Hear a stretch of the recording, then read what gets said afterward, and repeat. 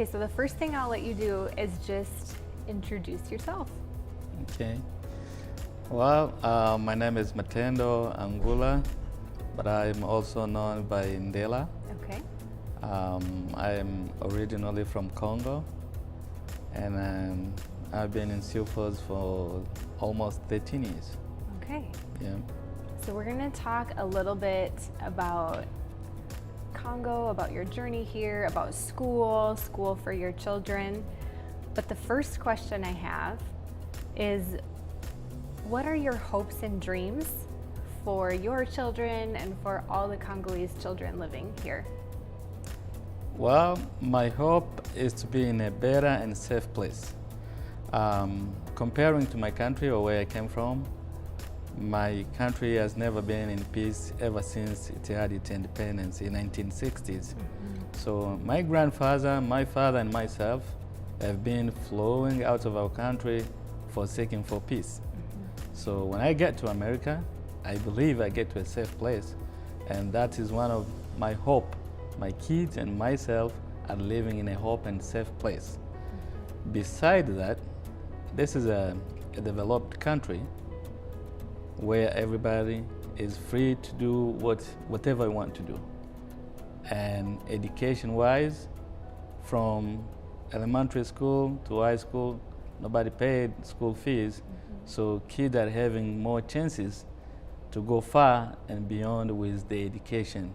So as a parent, I hope my kids, and not only my kid, as a community leader, I also hope kids from the Congolese community to go far with their education. Yeah. Yeah. Okay, tell us a little bit about your journey to Sioux Falls. So a little bit about your life in Congo, about your life in Tanzania after that, and then coming to Sioux Falls. Well, it hasn't been easy to get to America. As I said, I was born in a small village called Abala, and I was born in 1988. In 1996, the war broke out in my country. There was rebels group fighting against the government. Then one Sunday on October 28 in 1996, a rebel group attacked my village. They collected all the people and they regrouped them in one church where they shot everybody. And I was one of the people that got shot on my left leg. As you can see the way I walk, I got shot on my left leg. I didn't notice a little bit. Yeah, just a little bit, yeah. I know, because I got treatment here when I got here. After that, everybody was already gone. Nobody came to help us because everybody ran away after that shooting.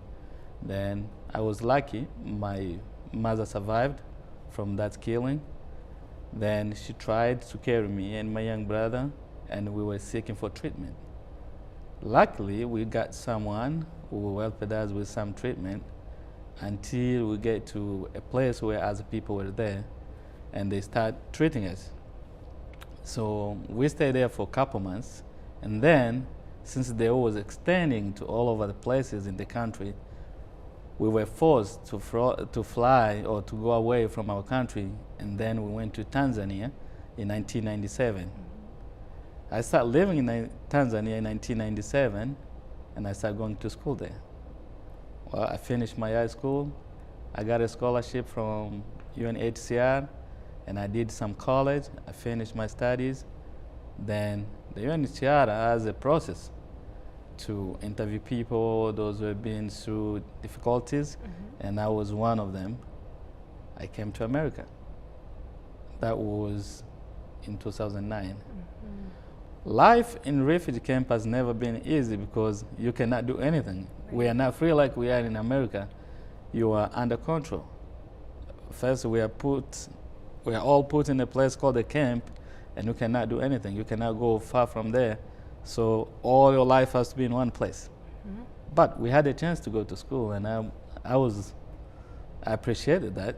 Everybody was free to go to school. We did some studies. I came here in 2009 with my son.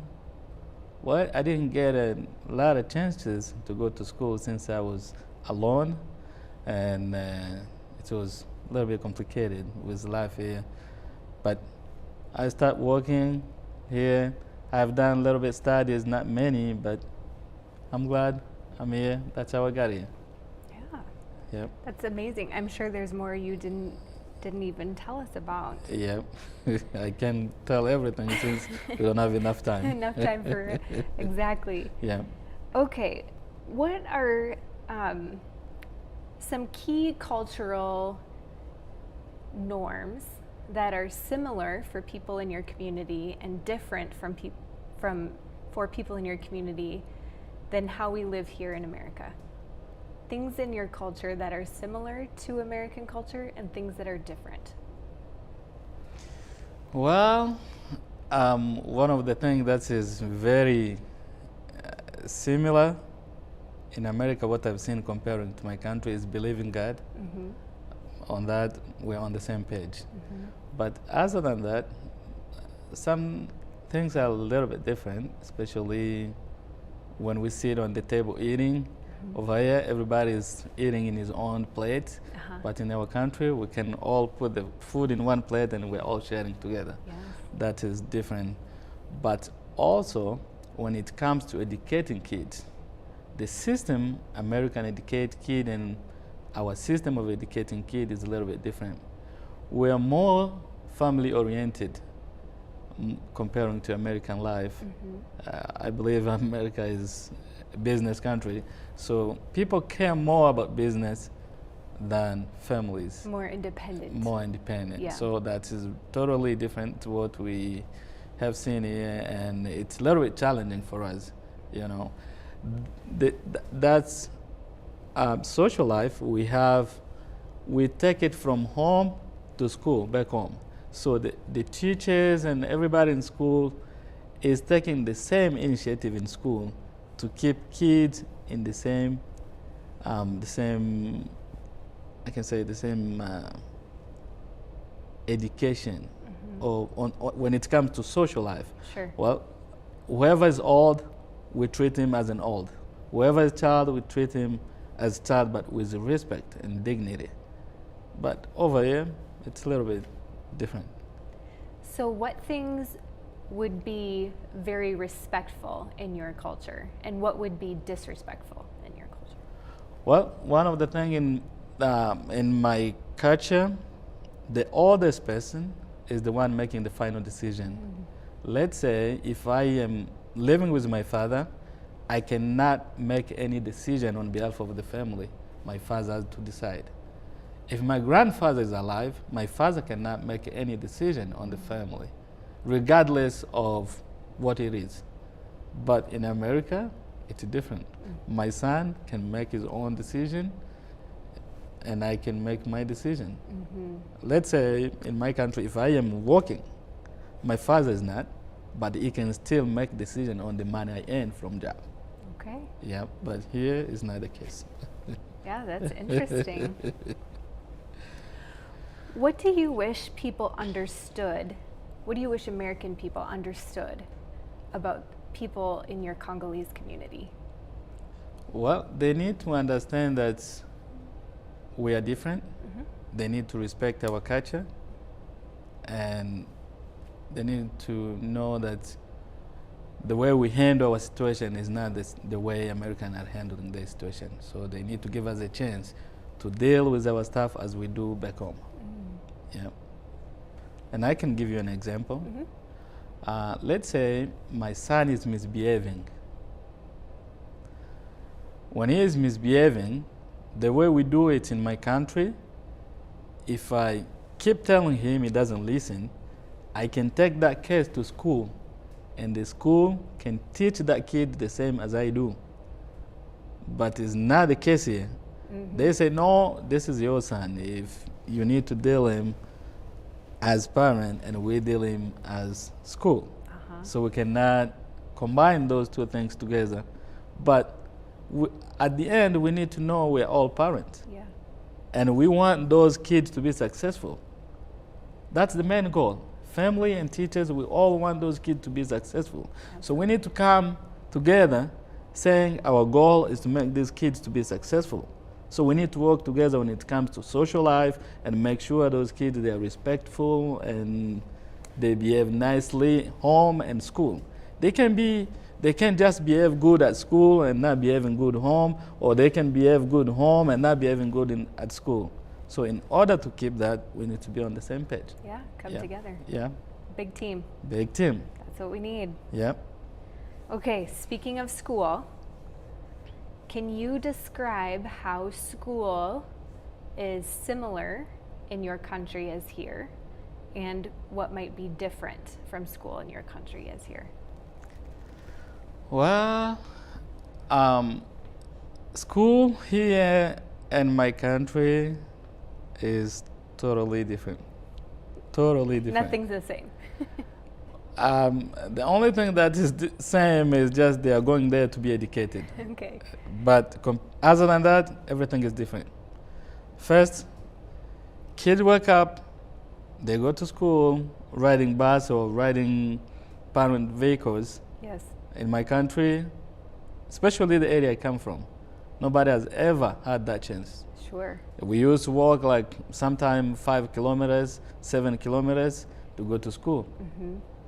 You wake up early, you shower or you do whatever to get ready, and you start walking, and you make sure you get there on time. Mm-hmm. If you are late, there is a punishment. You're gonna get beaten 5 sticks or whatever it is, depending on how the school want to do. To just make sure tomorrow you're not coming late. So that would be different than here. That is different than here. When you got to school late, maybe they just say, well, you are late, you get a pass, it's done. Mm-hmm. What happened tomorrow? It's gonna come later. Oh, okay, I'm gonna get another pass. It's over. The same. Then he's gonna keep doing the same over and over because he knows he's gonna get a pass. But if there might be some punishment, I believe they might have been changed. Okay. Where kids eat at school.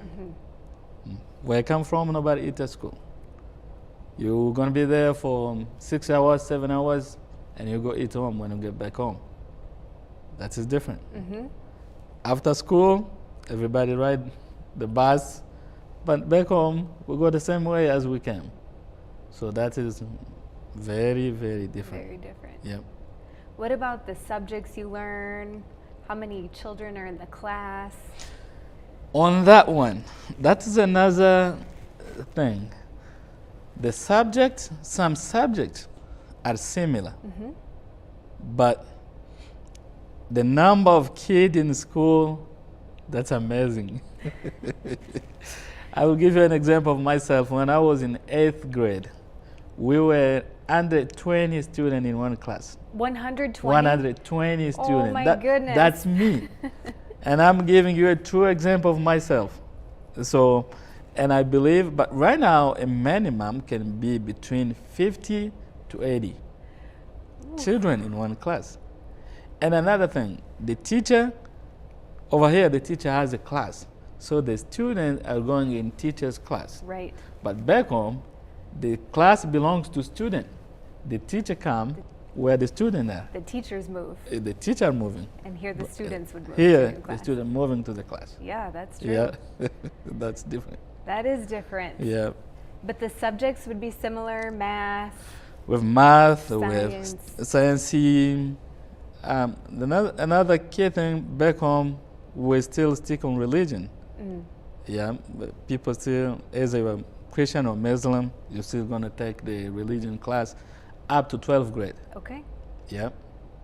So that's one thing I've seen different here, but anything else is different.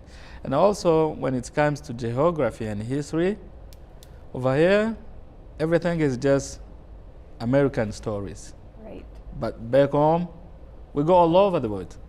We study American history, European history, Asian history, American geography, the world geography, but here is a little bit different. Just on those two things. What about languages? Languages where I come from, the official language is French, but we also learn English at school. It's not more like here, but everything is in French. Right. Yeah, but we start taking English classes from 7th grade to 12th grade. Yeah. More languages than most of our More American languages, children. most of them American children. So some others have told me, so tell me if it's true for where you were as well, that you must pass an exam, for example, at the end of 3rd grade to be able to go to 4th grade. Must pass exam at the end of 4th grade to go to 5th grade. Is that similar? Yep, that's everywhere in Africa, I can say. Every class you are in, you must do the final exam to pass. If you fail, you will still be in the same class. Okay. Yeah. No matter how old you are. No matter how old you are. We don't go by ages. Mm-hmm. We just go by how smart you are. If you're not smart, you will drop school. That's how it is back home. Yep. Yep. We don't go by ages. That's another thing. Another difference. Yep. Anything else you can think of that would be similar or different? Let's see what. Probably. If you think of something, you can tell me. As for now, no. If something comes up, I can share it with you. Just say it. Yep. All right. What do you think are some of the difficulties students and families in the Congolese community experience in school here in Sioux Falls? Well, one of the challenge I can say, this is especially on parents.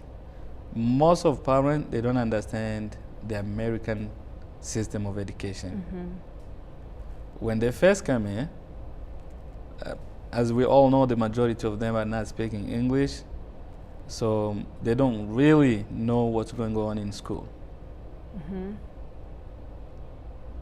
And some kids, not all of them, they are taking that advantage. Mm. They keep telling the parent wrong story about school. Mm-hmm. Yeah, so that is one of the challenge and difficult in immigrant families. The kids get a little bit of power because they get the language. They got the language. Mm-hmm. Yeah. And parents might assume that it's more similar to what you've experienced. Yep. And It's not. so different. So different. Yes. Yeah. Any other difficulties? Another difficult.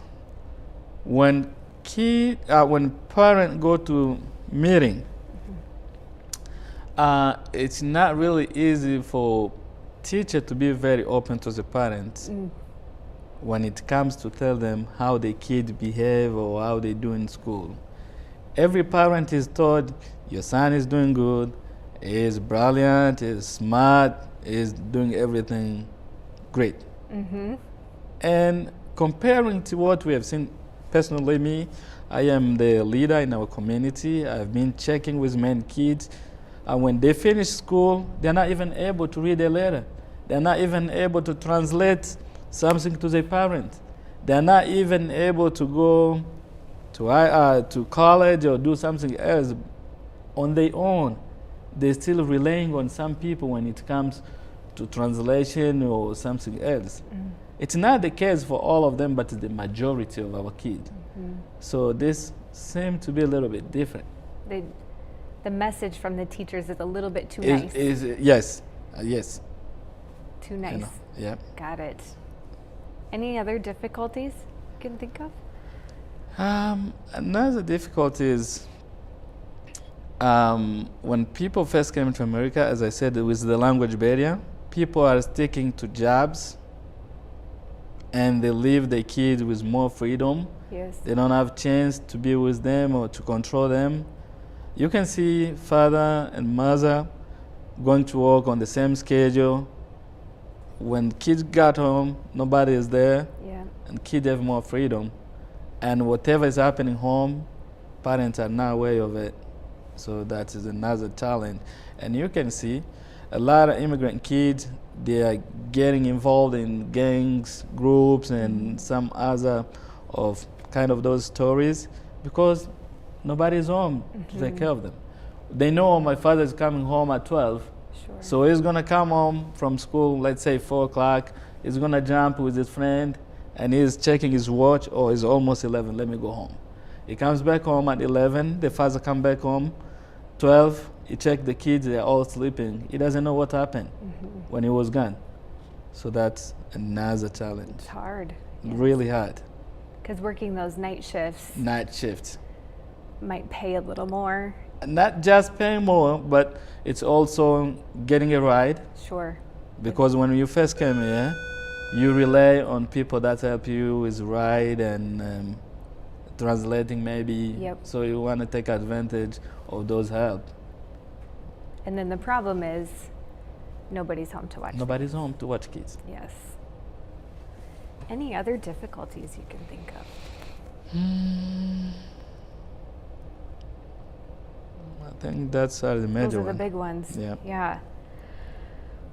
What do you think, what programs or things have the school done that have been helpful for the children in school or for the families in school? Well, one of the things is giving all the kids chance to go to school without checking they're smart or not, without discrimination. Everybody has chance to go to school.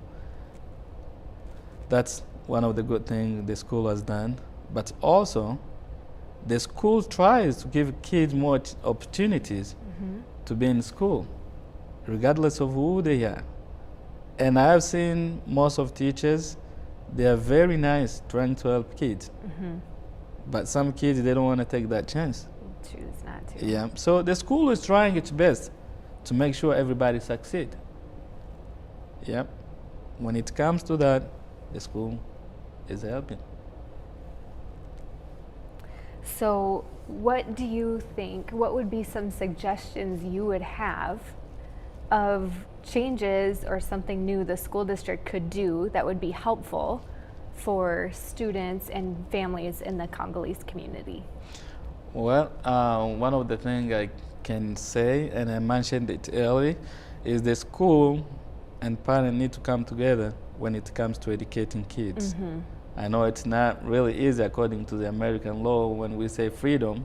Sure. But when it comes to educate our kids, we need to think this is our future generation. These kids, they're going to be our future president, they're going to be our future teachers, they're going to be our future doctors, they're going to be our future nurses. So we need to prepare a group of people which will be responsible. Yes. So we need to come together on that to make sure we educate them nicely, they behave nicely, because we don't want to have crazy doctors. We don't want to have crazy nurses. We don't want to have crazy whatever we want to be or whatever we expect them to be in the future. And if we do this, I'm really sure we're going to have a strong community in the future. So some challenges that some schools face coming together with parents are the same challenges you just talked about. Language, sometimes the time that people work, the schedules are different than the school schedules. So what suggestions would you have for the school to be more flexible in working with families who might be in those situations? Well, one of the suggestions I can say is most of immigrant communities, they gather on weekend in churches. So the school could delegate people to go meet with those group of people. Go to where everybody is. To where everybody else is. Because it's not easy for school or teachers to go in kid homes, but they can gather somewhere. Also, they can work with community leaders, try to bring them together, even if it cannot be a church, because as you all know, we have different beliefs. Not everybody go to the same church, but the community leaders have power to bring everybody to a meeting. So the school can work with the community leaders to bring those parents together, and they can send someone to pass their message. But also, the teacher need to be honest to tell the parent how the kid behave in school, how well or how bad they are doing in school. Yes. Because we can't do anything if we don't know the truth. Yeah, if we don't know the truth, we can know anything. We can do anything. Absolutely. Yeah. Well, this has been wonderful. Is there anything else you'd like to share before we finish? Yeah, another thing I can say, and when I got here in Sioux Falls, we had a community college. Yes. A Killian Community College. Community College, But I was surprised, back in 2012 or 13, somewhere there, it was closed. And now, our kids, not only immigrant kids, but our kids, all of us, they need to go to Augustana or University of Sioux Falls, or they have to go to Brookings or Vermilion. And all of those schools are universities. When it comes to cost, it's expensive. When it comes to levels, it's a higher level comparing to community colleges. And I mentioned it early. Based on where we come from, our kids were not in the English-speaking environment. They've been doing their studies in some other languages. But when they finish school, we just want them to jump from high school, they go to university. What the result? Some of them end up by dropping or they fail. Yep. So I would recommend the school, if they have that ability, the school district, to bring us a community college in Sioux Falls.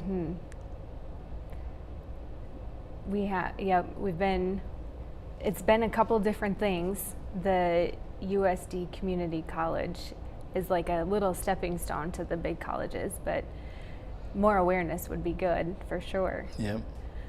Anything else you want people to know about the people in your community?